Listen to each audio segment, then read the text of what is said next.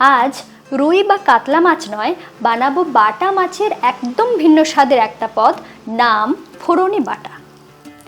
গরম ভাতের সাথে এরকম একটা পদ থাকলে বাস আর কিচ্ছু লাগবে না।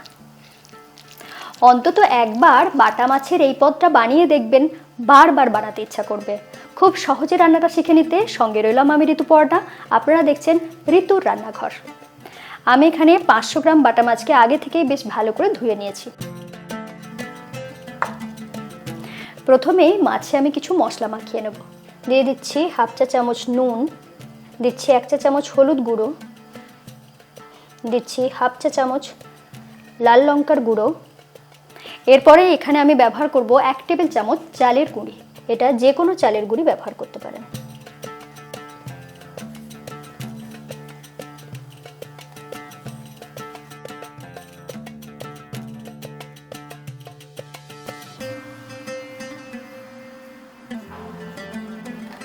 এখানে আমি চালের গুঁড়িটা কেন ব্যবহার করলাম নিশ্চয়ই জানতে ইচ্ছা করছে। আমি এখানে চালের গুঁড়িটা এই কারণে ব্যবহার করলাম যাতে মাছটা যখন ভাজবো ওপরটা খুব সুন্দর ক্রিস্পি মুচমুচে হবে, আর ভিতর থেকে কিন্তু মাছটা বেশ নরম থাকবে। এটাকে এইভাবে মশলা মাখিয়ে কিছুক্ষণের জন্য রেস্টে রেখে দেবো। এরই মধ্যে একটা মশলা বানিয়ে নেব। আমি এখানে একটা মিডিয়াম সাইজের পেঁয়াজকে একটু বড় করে কুচি করে নিয়েছি। নিয়েছি 4টে রসুনের কোয়া, লাগছে 1 চা চামচ মৌরি, আর লাগছে 1 টেবিল চামচ পোস্ত, 1 চা চামচ গোটা জিরে, আর সুন্দর মিষ্টি গন্ধ হওয়ার জন্য এখানে নিয়েছি 2টো ছোট এলাচ। সাথে আরও একটা জিনিস লাগবে, সেটা হলো টমেটো। আমি এখানে একটা মিডিয়াম সাইজের টমেটোকে এইভাবে বড় করে কুচি করে নিয়েছি।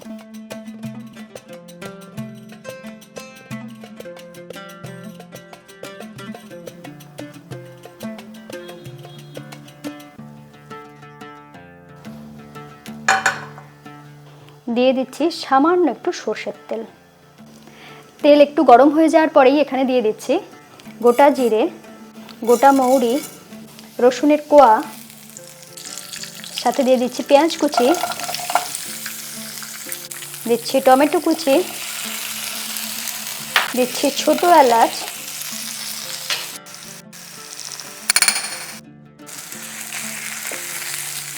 এগুলোকে হালকা একটু সতে করে নেব। এখনই কিন্তু পোস্তটা আমি দিচ্ছি না।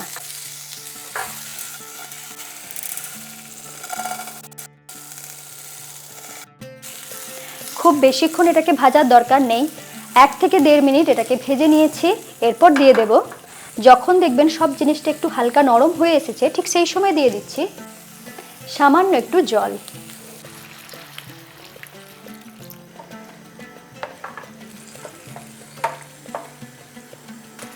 ঠিক এই সময় দিয়ে দেব পোস্ত।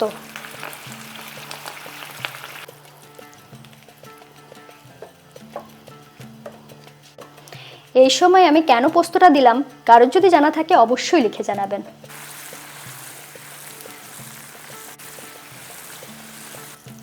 আরও 2 মিনিটের মতন এটাকে সিদ্ধ করে নিয়েছি। এরপর গ্যাস অফ করে ঠান্ডা করে বেটে নেব। পুরোপুরি ঠান্ডা হয়ে গিয়েছে, এরপর বেটে নেব। সামান্য একটু জল দিয়ে এটাকে বেটে নেব।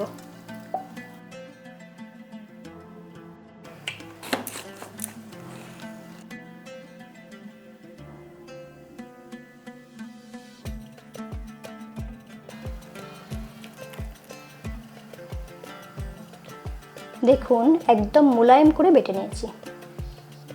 এরপরে রান্নাটা শুরু করে দেবো। রান্নাটা খুব সহজ, চটজলদি হয়ে যায়। দিয়ে দিচ্ছি সর্ষের তেল। তেল বেশ ভালো করে গরম হয়ে গিয়েছে। এই সময় দিয়ে দিচ্ছি সামান্য একটু নুন, যাতে মাছটা তলায় চিটে না যায়। এই টিপসটা ফলো করে দেখবেন, খুবই উপকারী টিপস। এরপরে একে একে মাছগুলো ছেড়ে দিচ্ছি।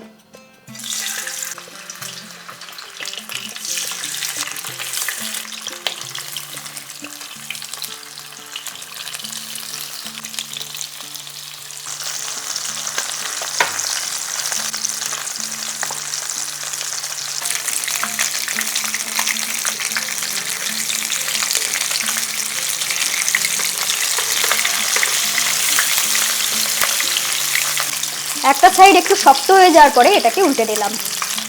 দেখুন চালের গুঁড়িটা দেওয়ার জন্য মাছের ওপরের দিকটা কতটা সুন্দর ক্রিস্পি মুচমুচে হয়েছে। এই পর্যন্ত ভেজে নেওয়ার পরে আমি এরপরে তুলে দিচ্ছি।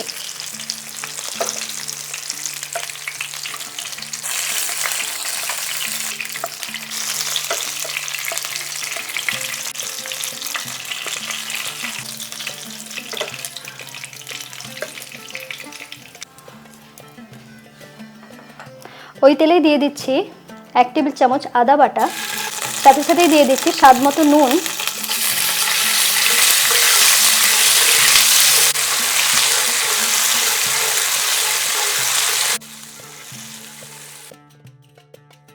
তিরিশ সেকেন্ডের মতন এটাকে ভেজে নিয়েছি। এরপর দিয়ে দেব বেটে রাখা মশলা।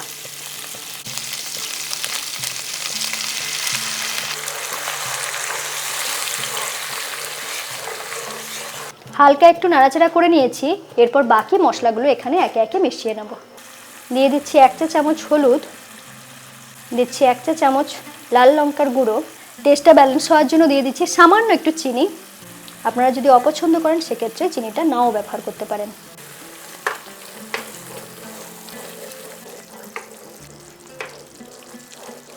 মশলাটাকে একটু ভালো করে কষিয়ে নেওয়ার জন্য এরপর এটাকে ঢেকে দেব।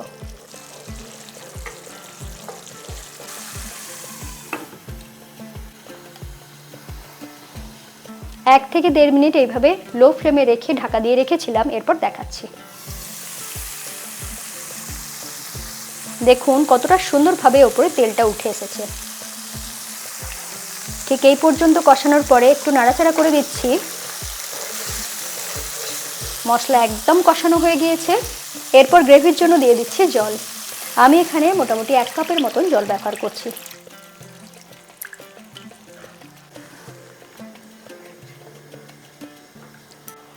এরপরে ঢাকা দিয়ে গ্রেভিটাকে একটু ফুটতে দেব।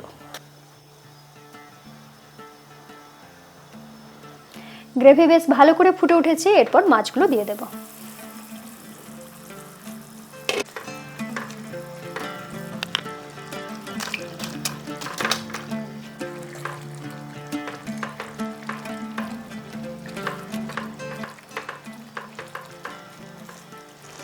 এরপর ঢাকা দিয়ে এটাকে রান্না করে নেব। এটা ফুটতে থাক, এরই মধ্যে একটা কাজ করে নেব। একটা ফোড়ন বানিয়ে নেব। তার জন্য এরকম একটা প্যান ব্যবহার করছি। দিয়ে দিচ্ছি সামান্য একটু সর্ষের তেল। তেল বেশ ভালো করে গরম হয়ে গিয়েছে। এই সময় দিয়ে দিচ্ছি 1 চা চামচ 5 ফোড়ন। 5 ফোড়নটাকে বেশ একটু ভালো করে ভেজে নিচ্ছি যতক্ষণ না পর্যন্ত সুন্দর একটা গন্ধ বেরোয়। দেখুন বেশ লালচে হয়ে গিয়েছে। ঠিক এই সময় দিয়ে দিচ্ছি 5-6টার মতন কাঁচা লঙ্কা।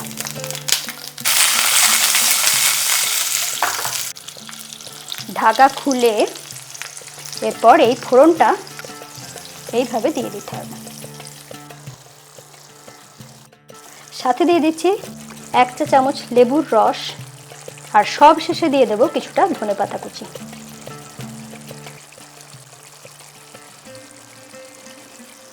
এরপর ঢাকা দিয়ে কিছুক্ষণ স্ট্যান্ডিং টাইমে রেখে গরম গরম সার্ভ করে দেবো।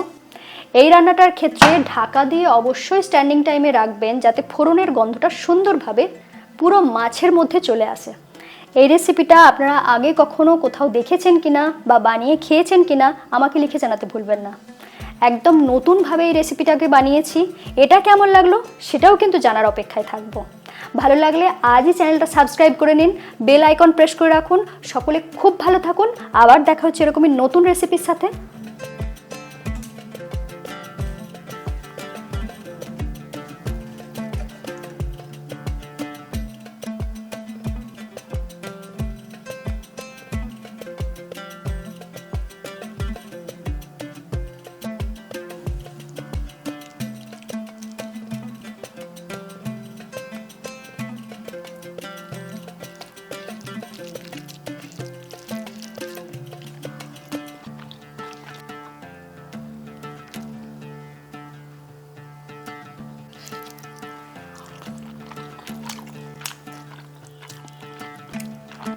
খেতে শুরু করলে থামতেই পারবেন না।